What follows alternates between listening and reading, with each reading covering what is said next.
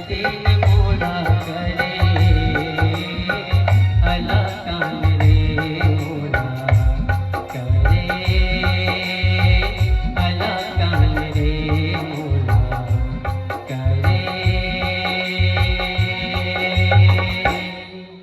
हला कान रे। ए भैया, अब क्या है? मैं तो तंग आ गया हूँ तुम लोग से। ये देखा कर खड़े, वो देखा करके आ रही हूँ। अरे आखिर इतना खोद खोद के पूछने का क्या मतलब? वो इनकम टैक्स ऑफिसर हो क्या? हमन कहाँ के हाकिम अफसर होन भैया। हमन तो गरीब छत्तीसगढ़िया आन पोट पोट भूख मरत हन, कोनो सगा को त्यार के घर खो जात हन। अच्छा, तो ऐसा क्यों नहीं कहते? वो देखो एक तालाब, उसके जस्ट नीचे एक मसान घाट है। उसी के आसपास मिलेगा तुम्हारा गरीब गोतियार। अरे हमारे इंदिरा मार्केट में ये गरीब छत्तीसगढ़िया अपना घर ढूंढ रहा है। अरे यहाँ तो सिंधी, मरवाड़ी, राजस्थानी, बिहारी लोग का घर है, अपना घर ढूंढ रहा है। बेवकूफ।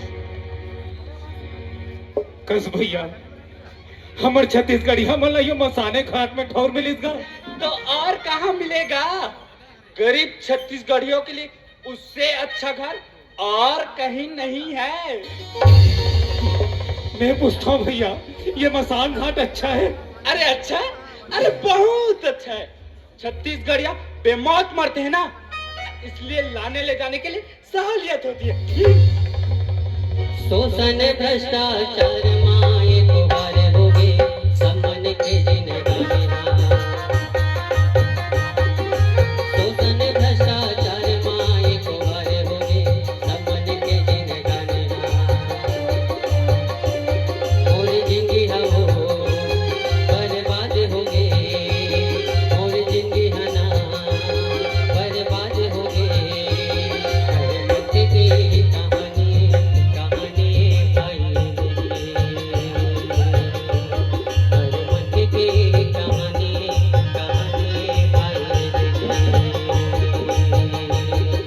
मत की कहानी भाई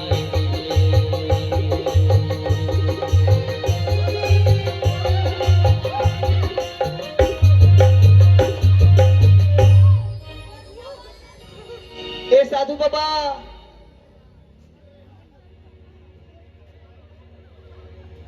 साधु?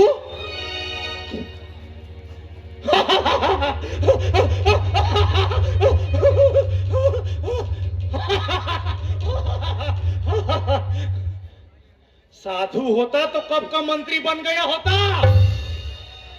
ए, भिखारी बोल भिखारी। ए भिखमंगा बाबा, मसान घाट केती है बेगा? मसान घाट?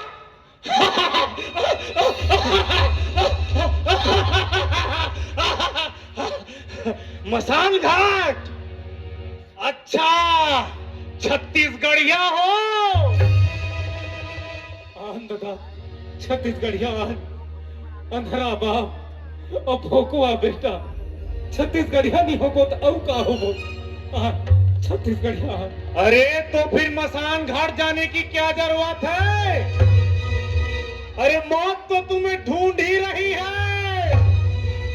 कस भैया, मैं ये पूछता हूँ, हमन यहाँ मरेज पर आहंगा, ते तो ऐसे गोठिया थस के बस। तो फिर? अरे फिर क्यों जा रहे हो? हमार गरीब छत्तीसगढ़िया मन के घर ला ऊंचे रहते कहते बाबा, एक बेरा बियारी कर लेते हैं। क्यों? अरे गांधी चौक में रोटी नहीं मिली क्या? नहीं मिलिस दादा, नहीं मिलिस। भूख के मारे पेटा कलहर गए है। अच्छा, भूखे हो?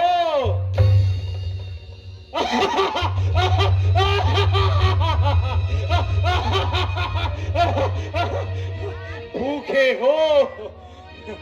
छत्तीसगढ़ आज भूखा है।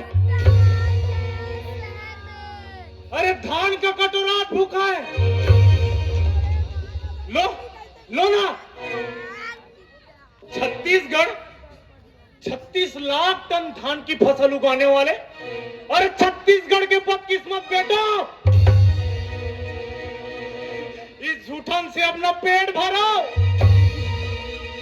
जो जो तुम्हारी किस्मत बन चुकी है।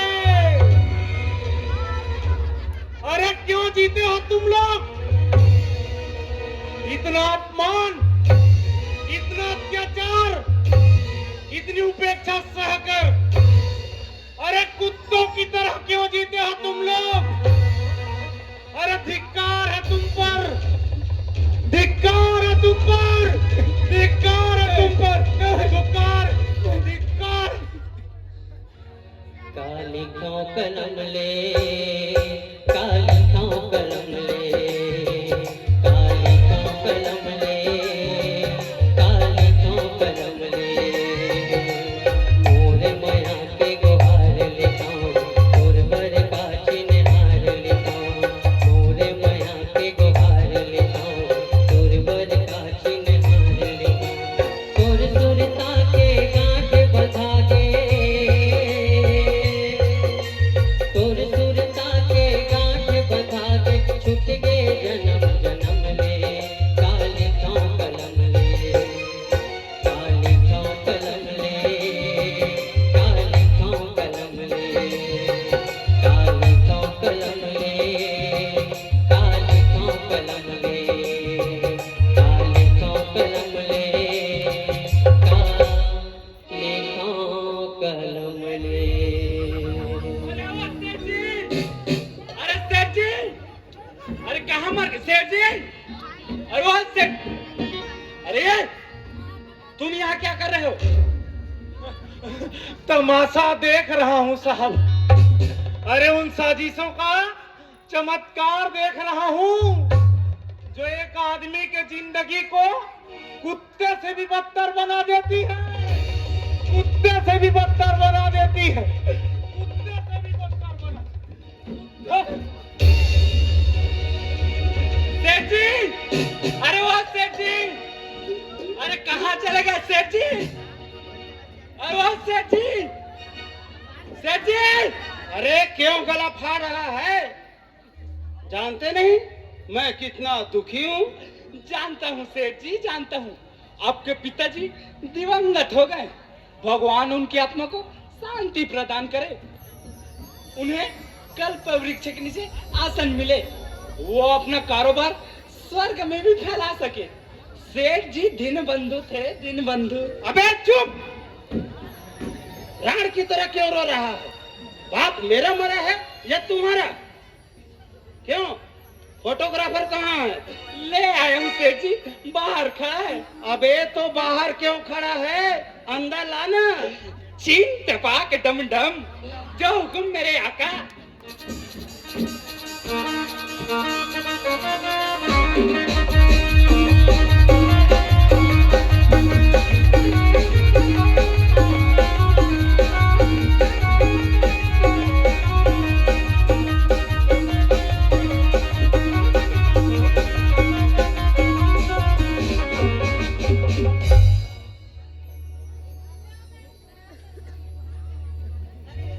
बाप किसका मरा है?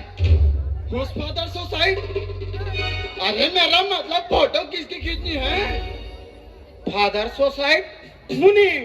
ओ फोटोग्राफर साहब, देख नहीं रहे सेठ जी के पिताजी दिवंगत हो चुके हैं। अरे लेकिन चेहरे से तो लगता है पिताजी तुम्हारे दिवंगत हो गए हैं। मेरा तो चेहरा ही ऐसा है फोटोग्राफर साहब। खैर छोड़ो, शहर के तमाम अखबारों में प्रथम पृष्ठ पर यह खबर छापना है। शहर के तमाम भिखारियों को सेठ जी अपने हाथों से खाना परोसेंगे उस वक्त। शहर के सभी भिखारियों को खाना परोसते वक्त you mean dinner to the beggar? यार मुनीम, तुम्हारा सेठ बहुत बड़ा कलाकार लगता है। अरे रोटी छीनते वक्त तो कानों कान खबर नहीं होता, और रोटी खिलाते वक्त पूरा प्रेस कॉन्फ्रेंस बुलाता है, फोटो खिंचवाता है। यार मुनीम, वाकई सेठ का बाप मरा है? क्या मतलब? अरे मेरा मतलब ये है कि कोई पॉलिटिकल स्टंट तो नहीं? सेठ जी चुनाव में तो खड़े होकर नहीं सोच रहे? देख नहीं रहे सेठ जी का चेहरा कैसे दुख से मुरझा गया है।